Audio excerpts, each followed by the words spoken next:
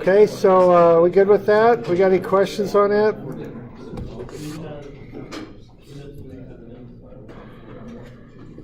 So let's look at how we actually measure these angles. We use instruments, of course. They have a telescope with a crosshair on it. They have a scale on them. Plumb bob or an optical plummet, or maybe a red laser pointer these days. And they have motions that allow you to turn the angle. Lower motion allows you to set your zero line. Upper motion measures the angle. Then you got to put them on a tripod. All right. So there's a couple instruments, a transit on the left and a total station on the right. For some reason, I put a picture of a compass in there. It's just some editing mistake. I'm not even sure what that's doing there. Although you can measure angles with a compass, I guess. So what you're looking at there are motions and scales. So the motions allow you to turn the telescope horizontally and vertically. The scales then allow you to take a reading on it. These old transit scales are vernier reads. The new ones, of course, are digital, the total stations. All right, so what you do to turn an angle, as we did in our lab, is set a back sight. Set the instrument to 0 on your back sight. Then turn an angle and measure it to your foresight. So what you'll get on your scale then is that reading. So you point on the back sight, hit 0 set. That gets you 0, and then you read your angle. Okay. To check an angle, you can double the angle, which involves those steps shown there. We'll get out here doing this, I guess Tuesday, huh? Should we do that on Tuesday? Or no, we got Thursday, we're going to do our GPS thing. Tuesday. Yeah, maybe next Tuesday. We'll figure that out. We might do a lab next Tuesday just to get out with the instruments and use them a bit. That might make sense with our test on Thursday. Well, we'll figure that out. I'll let you know. But this Thursday we're going out to do the GPS.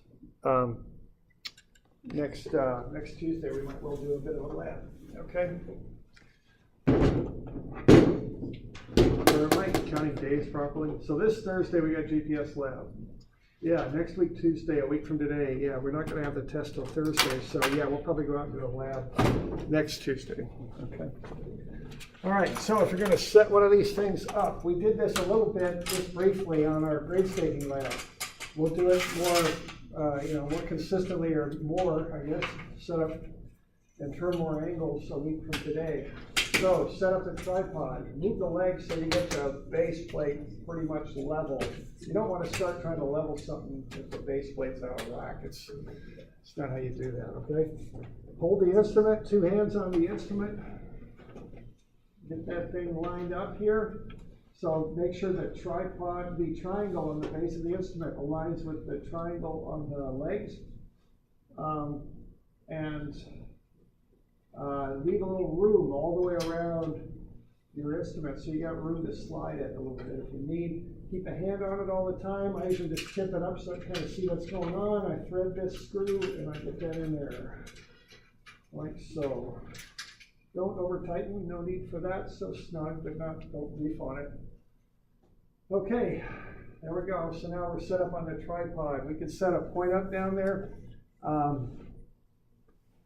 We'll just pretend we got one down there. We've got an optical plummet that looks down. And so what we do here is we pick up 2 legs and we look through the plummet while we pick them up.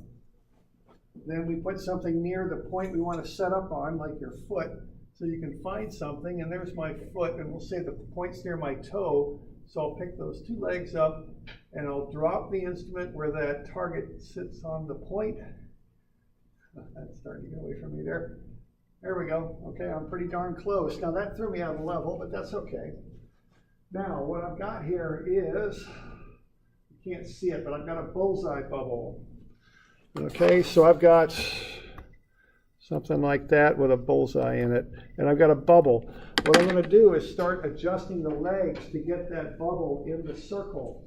This leg's way low, I can see that, so I'm going to pick it up as far as I can go. Still not quite where I want it, so I'm going to drop these 2 to get it halfway level. Notice how I hold my hands when I do that. I wrap my fingers around this strut here and use my thumb to kind of guide this centerpiece here to move up and down. Drop that. Getting halfway there, okay? Now the bubble's over here, opposite this leg. That means the bubble's too high. That means this leg's got to come down. See what I'm doing there? I got my fingers around that thing. I got my thumb on that center thing. That gives me pretty good control. I can drop it down and I'll watch that bubble. Bubble's working its way around. I've got it set opposite this leg now. Pull it up. Now it's high on this side, so I'll drop this leg. Now it's going straight across, and I'm getting the thing in.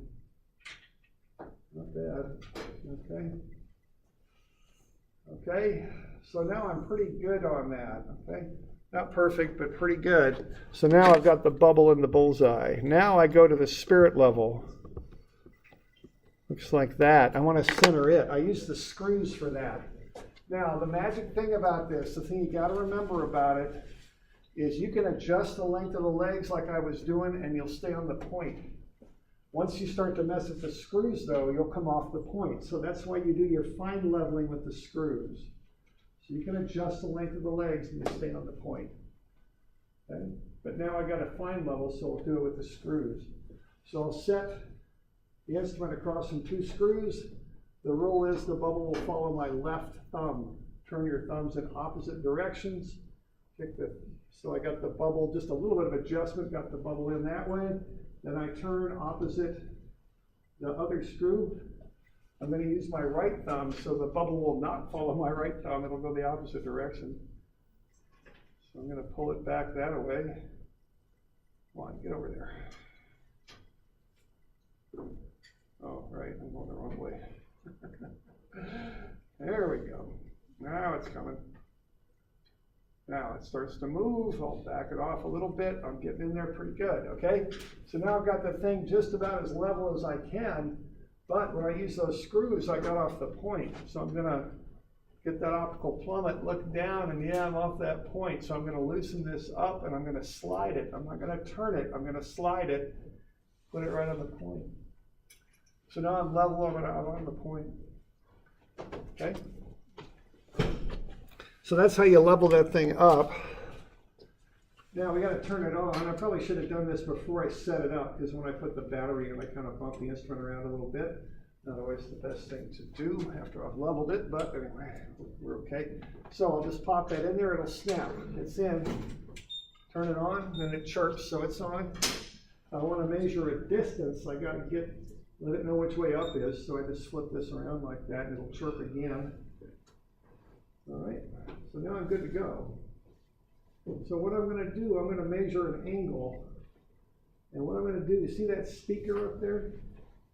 I'm going to measure the angle from the lower left-hand corner of that speaker. So I'm going to look over the gun sight and get close. And I'm going to bring that focus in, and I'm going to pull my crosshairs in a little bit. Boy, that's kind of bound up a little bit, isn't it? Bring this thing back.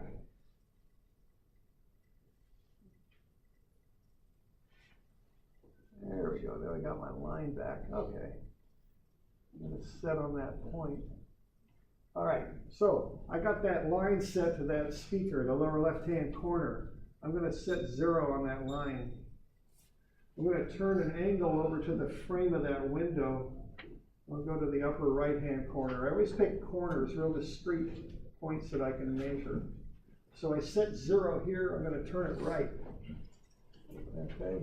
I'm going to get right on that corner. I'm going to focus that thing just a bit. There we go. That's as good as I can get. And that's 610730. So I'm going to write that down.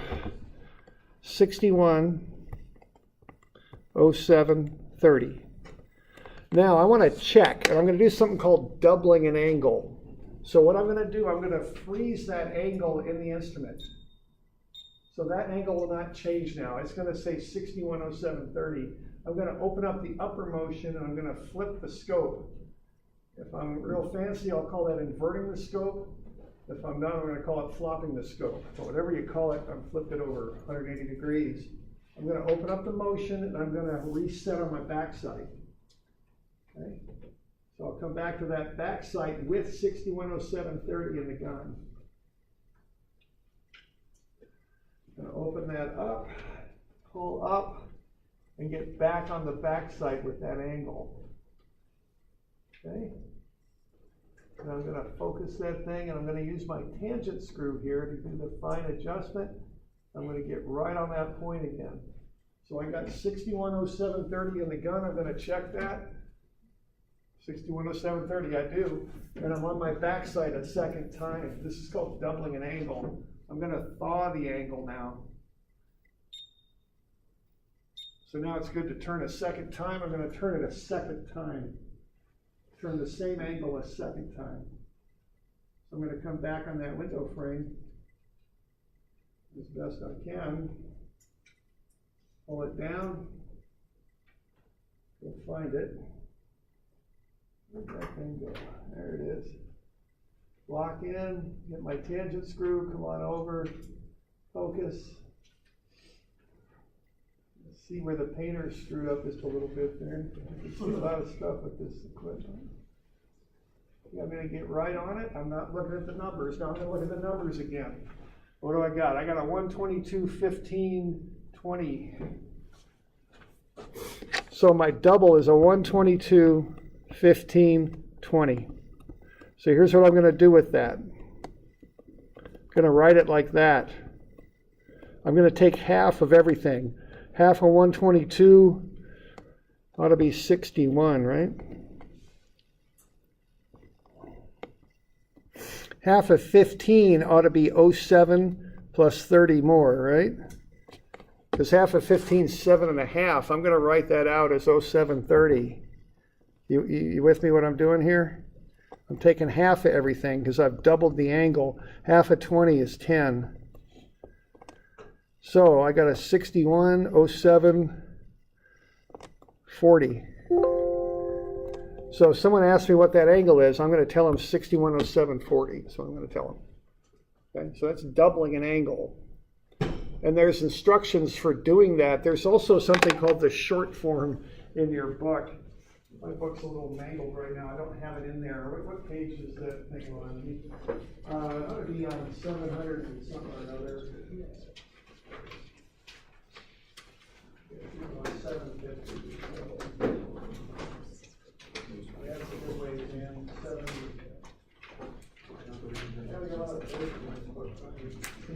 Okay, the full instructions start on 760 or so, 761.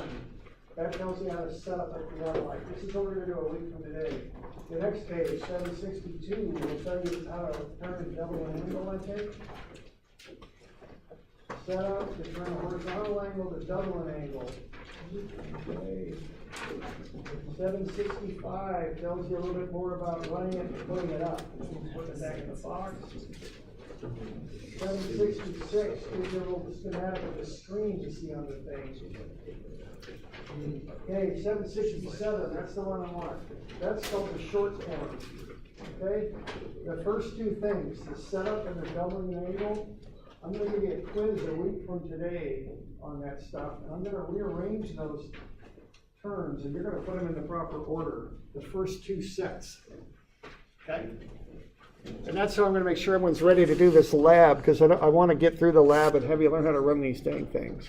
So for next Tuesday, go over that 767 page, and the first two topics there, the setup and doubling an angle, doubling an angle. Get those so you can put them back in order. I'll jumble them up for you, and you'll put them in order. This will be next week? Yes, a week from Tuesday.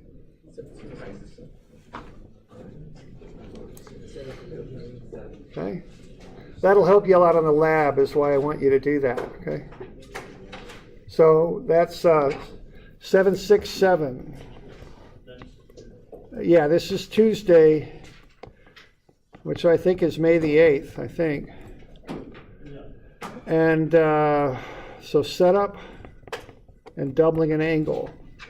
Just be sure you can put those back in order. I'll just give you a little quiz. Like I say, You won't have to write everything out. I'll give you the terms, but you got to put them in order. Yeah. What does thaw mean again? Thaw, well, what that means, thawing is when you take the angle and make it live. Freezing an angle makes it so the angle will not change. You can point the instrument any direction you want. It'll retain the angle or measurement. Thawing means to undo it. Yeah, it'll make it so you'll turn the angle a second time. Or actually make the angle live. So you're measuring it again. Okay.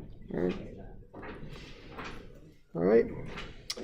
Now, two main types of instruments used to do this stuff. A transit is the old school instrument.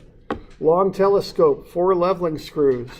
Some of these are really cool. You know, some of the really old ones were brass, really beautiful machined instruments.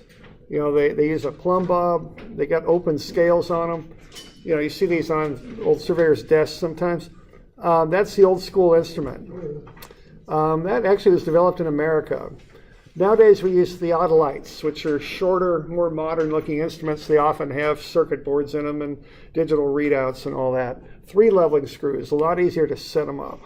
An optical plummet or a red laser pointer is what is often used for these. Okay. Now, you can turn angles lots of ways. The standard way to do it is an angle right, which means clockwise. Everyone I know turns angles right. You want to be standardized on this because you don't want people getting mixed up in the office.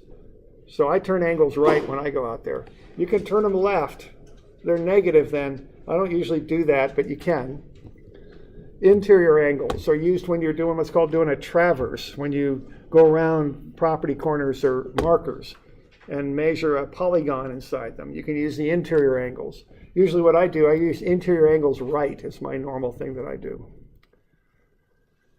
Deflection angles are used on road jobs because for roads they don't often angle a whole lot. So I flop the scope and then turn what's called a deflection angle off of that. Okay. Okay. Now let's have a look at how to do some of these calculations here. And this is something I want you to kind of get figured out. This will get a little more challenging than some of the stuff we've been doing here. So let's get used to this. Let's start off with a line from B to A or A to B. And let's call that our basis of bearing. That's where we're going to start. That's the line that we know.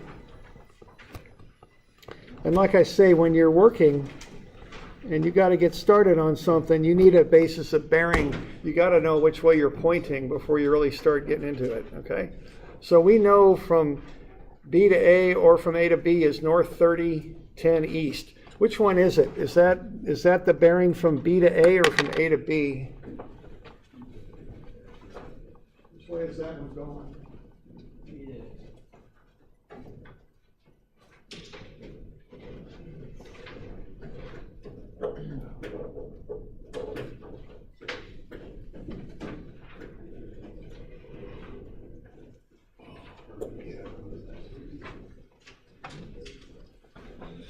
All right.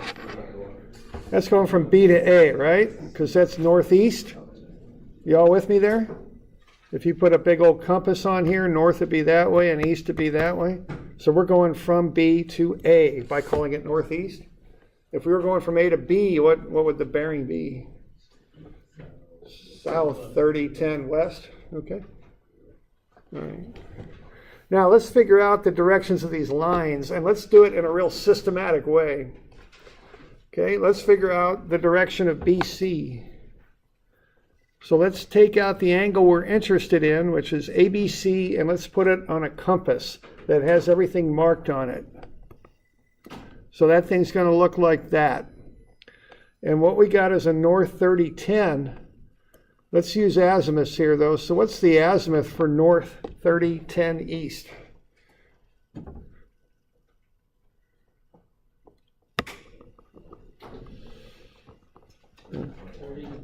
Yeah, it's kind of a trick question because it's so easy. 30-10, right? If you're in the northeast quadrant, the azimuth and the bearing are the same thing because you're measuring from north clockwise, which is an azimuth, okay? Now from there, we're going 46, 42. Now notice I'm not using seconds in these. In what we do in this class, I don't usually use seconds because they're just kind of a pain to do all the arithmetic with. So I'll give you angles just in degrees and minutes. We'll call it good, okay? That's enough to do, okay? So there we are. We're at 3010. We're going to turn right 4612. So where are we when we get, so now let's first notice what I did here. I've got that angle and I picked that thing up. Man, this pen just won't work. Okay. And what I've got is I got A, I got B, and I got C. Okay, that's what I did. I just picked up A, B, C and put it in there. Now, I went from B to A, and that looks pretty good to me, 3010. Now I'm going to go from B to C next, right? And I'm going there. I think of this as being a compass with those arrows showing the direction those lines are going. So what's the direction from B to C now?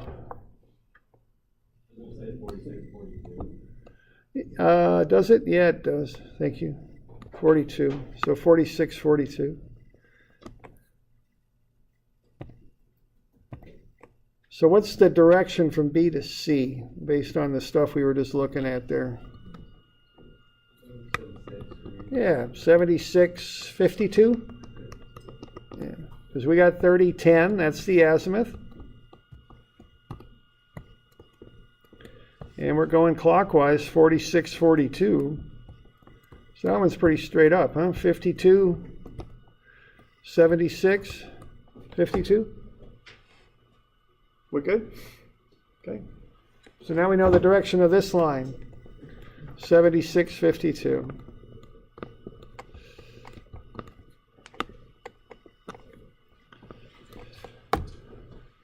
All right, now if I want a bearing on that, that'd be what? North, 76, 52, east. So I can call it out by azimuth or bearing, either one.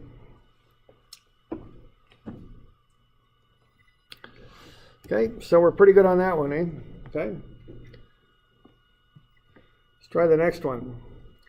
Now, these are going to get a little harder, so we gotta see these. So when you're doing these for homework, don't shortcut and look at the answer and kind of figure it out. Do it the way I'm showing you, because it'll pay off. Okay. I've been doing this 1 or 2 or 3 years now. Okay. So pick up the angle BCD. That's what we want. We want the direction of CD next. Put that in a compass. The vertex of the angle goes in the middle of the compass. That's C, that's B, that's D. We got an angle of 140.29 coming around like that. Okay. Now what's the direction of that known line? Yeah, okay, so 76.52, but is that line 76.52? Look where it's pointing. It isn't, is it? Okay. Why not? What do we do? We flipped it. Yeah, we turned it around, right? That's why I want the compass, so you can see that. See, look at where that arrow's going. That is not 76.52. It's quite obvious it's not. It's pointing the wrong direction. So to fix it, what I got to do is add 180. You can always add or subtract 180 to fix these things. So I think 256.52, right? So add 180 and I get 256.52. That's what I want on that thing. Okay.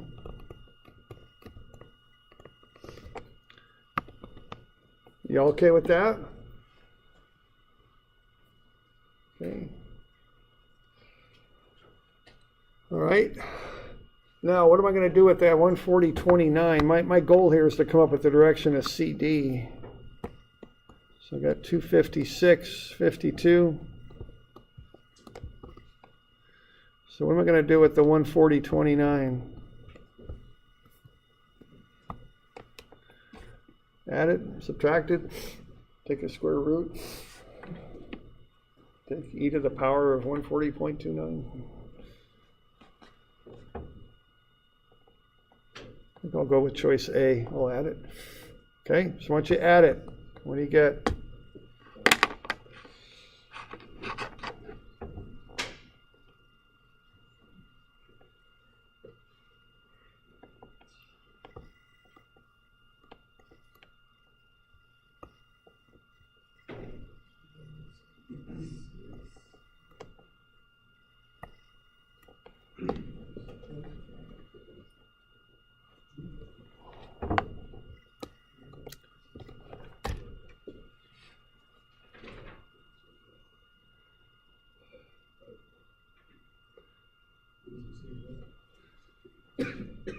Add up the columns and get 396.81. We get to that? No, that ain't quite what we want for our final answer, but it's getting there. So first thing, I'd clean up those minutes. They're too big. There's 81 of them. There's 60 minutes in a degree. So I think that'll be a 21, eh? 397.21. You okay with that? And then what do I got to do next if I want an azimuth? Yeah, see where that, just look where the line is. See, if you get a compass, you look where that line's at, you know, that's somewhere between 0 and 90, and, you know, 397 is too big. Take away 360. All you're doing is taking away a full circle. It's like you're taking the hand of a clock and just swinging it all the way around the circle. You end up in the same spot. So if you take a full circle away, you'll get to what you want, and that's 37.21. Okay? So that's the azimuth. It's also the bearing on this one.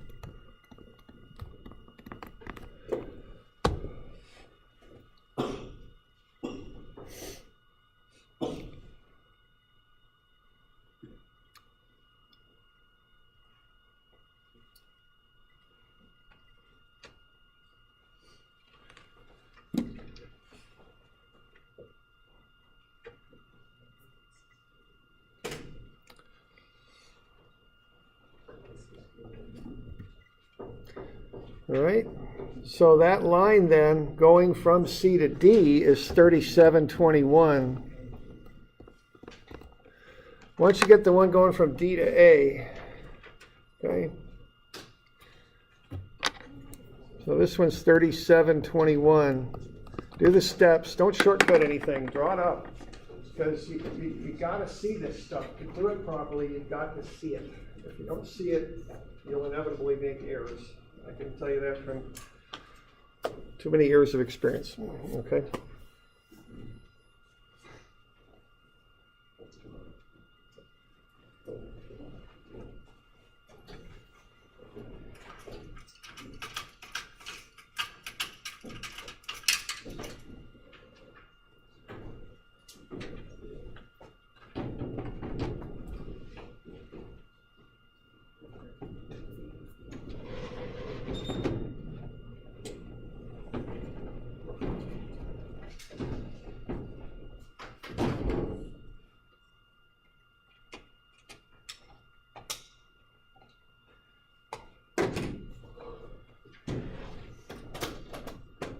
Okay, so get a picture first. Draw it in the compass. Take the angle out. We want DA is what we want. Take that angle out and put it in the compass. So that angle right there, cut it out and put it over there in the middle of the compass. Okay? Put arrows on it so it points outward. That's how these lines go. And then label the one you know. You can't just take it away from 360 here. What's it? Is it easier to work on the inside than the outside? Yeah, you could do it. There's different ways to work that angle out. There's two different ways. And yeah, it might be worthwhile on that one because it's so big. Yeah, there's different ways to do these. But however you do it, just make sure you got a picture that you're matching with it, okay? And you know, I'm giving you this systematic way to do it that'll work for every case. You know, there might be cases where there's like a little quicker way to do them, but anyway, let's start with the thing over here.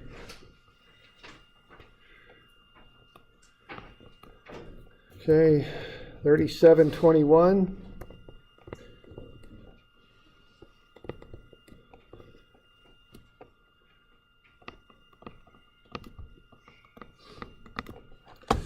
Okay, now when you got that reference angle, you got to ask yourself, is that 37.21? And just look at it. And is it? That ain't, right? That arrow is pointing that way. That is not pointing to 37.21. You know, it just isn't. And you can always fix these by turning them around. That's what's happening here. Instead of going northeast, we're going southwest. So to fix that, just add 180 to it. That'll fix it. Yeah, 217.21. And that looks right, because it's between 180 and 270. So if you draw these halfway to scale on a compass, it'll help a lot. Now, you could do this one two different ways. Now, you know, you've got that 317.27 to take away from 217.21. You know, you're going counterclockwise. So you could do that. There's a little shortcut you could do on this one too if you want, but why don't we do it that way first? Okay. So have a look at that thing. See, that's going counterclockwise. That's minus.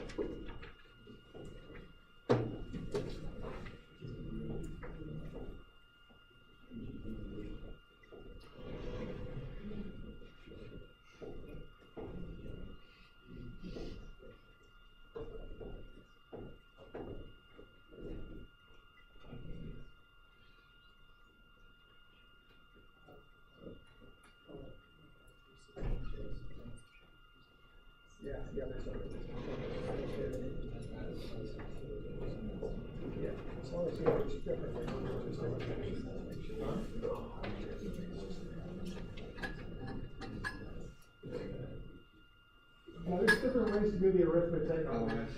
I'm just going to the standard way there, but there's other ways to do it.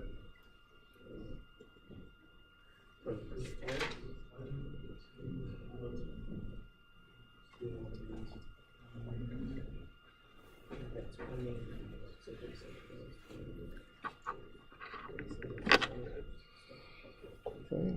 So I'm taking away 315.27 from 217.21. First problem is I can't take 27 away from 21, so I brought a degree over and made 21 into 81. Minus 27 gets me 54. So that leaves 216, but I can't take 315 away from that. So I added 360 to it. You can always add or subtract 360. So I got 576 now minus 315. That's 261.54. And that looks about right as far as where it's at. Okay.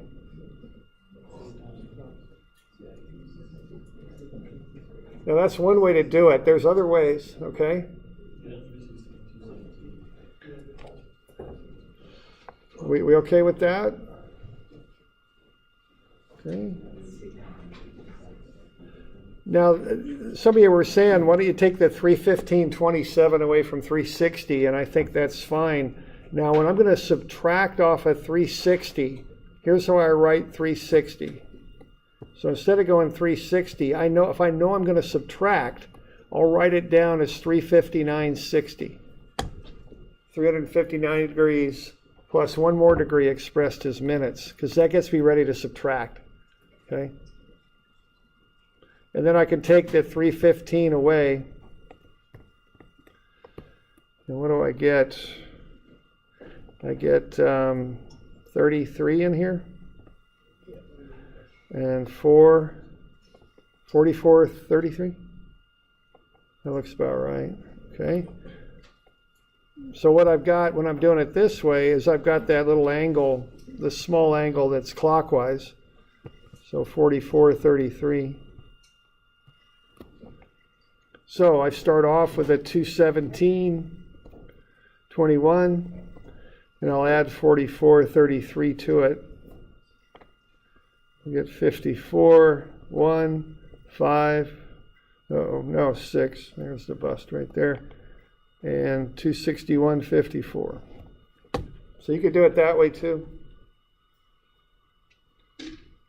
Okay.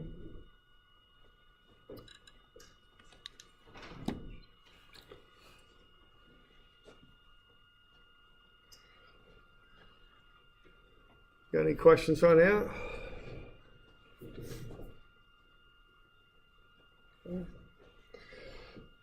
Okay.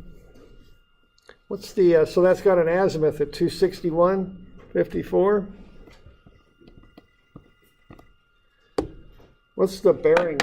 Once you find the bearing for that. Better grab some. So let's get the bearing for that. I'll be right back.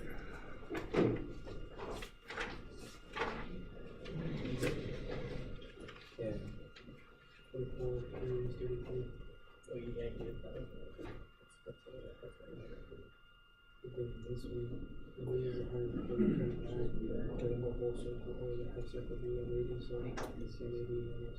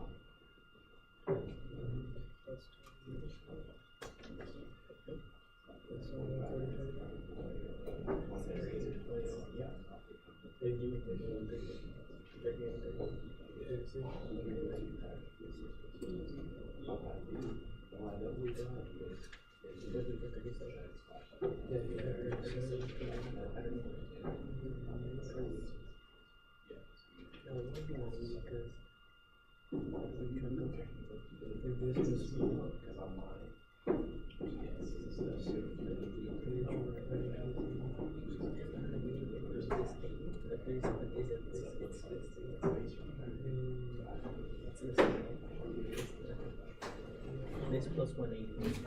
No, this. Oh, that's what you're saying.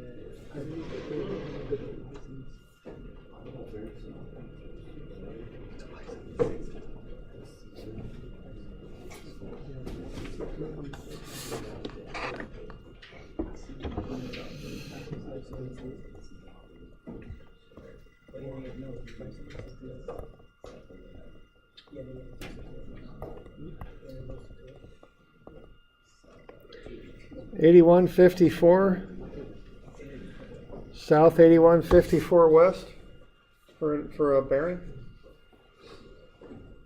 You okay with that? Yeah, question? With north 98, 60 wrong. Yeah, bearings are between 0 and 90. So by definition, they're always between 0 and 90. So yeah, go to south on that. Yeah, question? 82. Oh, you know what? A lot of times this is common. I don't know if this is right or not, but sometimes people will carry over 100 here, which is real common. I mean, people do it all the time, but I don't think that's what you did, though. You've got something a little different, but I'm not sure. But, carry 60 when you come over. It's very common to do that. I don't know. I'm pretty sure everyone seems to be getting this, so I'm pretty sure I'm good on what I got. We could look at it right after class or something to see. Okay. All right.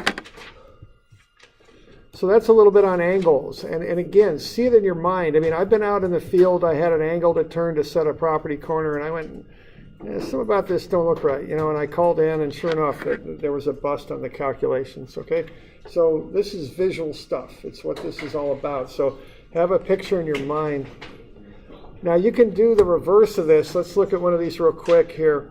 The next page in your notes. Let's find the angle between two lines. So how about angle ABC? Okay, same deal, put it in a compass.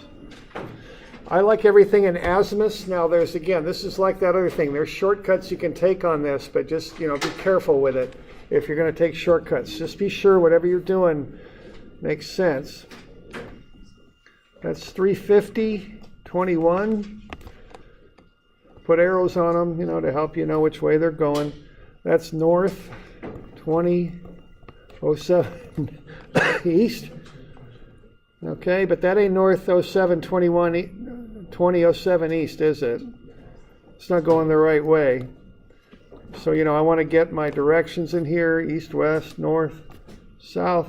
That's southwest. So change the northeast to southwest, and then change it to an azimuth. 180 is due south, and we're going 2007 more. So that's 207. So that's this. And then you want the angle in between them.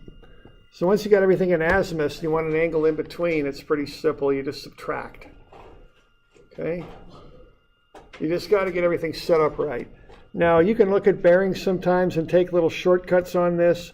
It's okay, but write it down and just be sure you're doing it properly.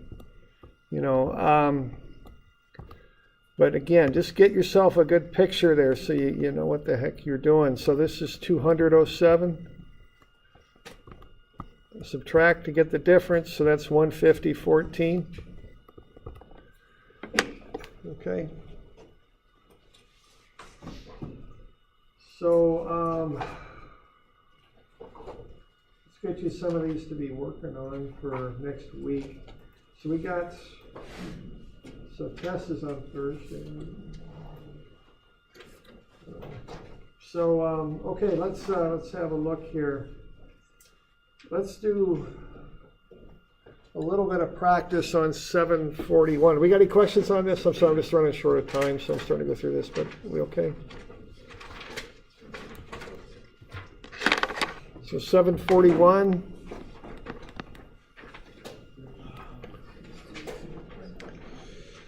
Okay, how about doing, what are we going to do?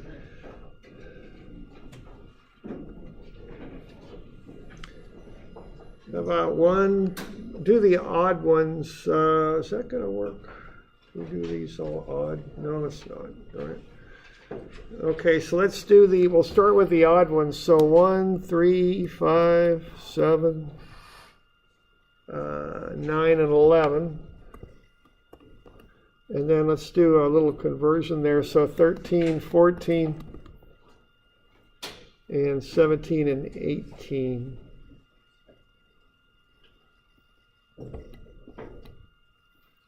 Or actually, yeah, 17. Yeah, we'll do that. These ones just go to the nearest minute, okay? We're just going to, when we do our calculations by hand, they'll be to the nearest minute.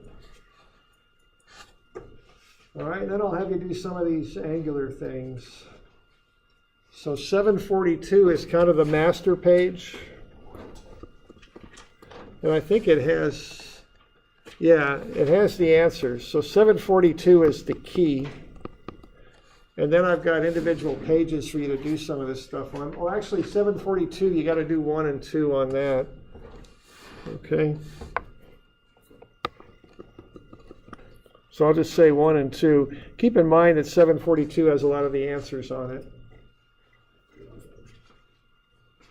And actually, I'm sorry, my bad. 742 is just the key. All the others are written down for you already, so my bad. 742 is the key. Then you can do 743, which has problems 1 and 2 on it, and a little compass to put in there. And then we got 744 is kind of like what we were just doing, as is 745. You want all of 743 or just 1 and 2? All of it, because 1 and 2 is kind of it's really about all there is to it. And then 745 and 751.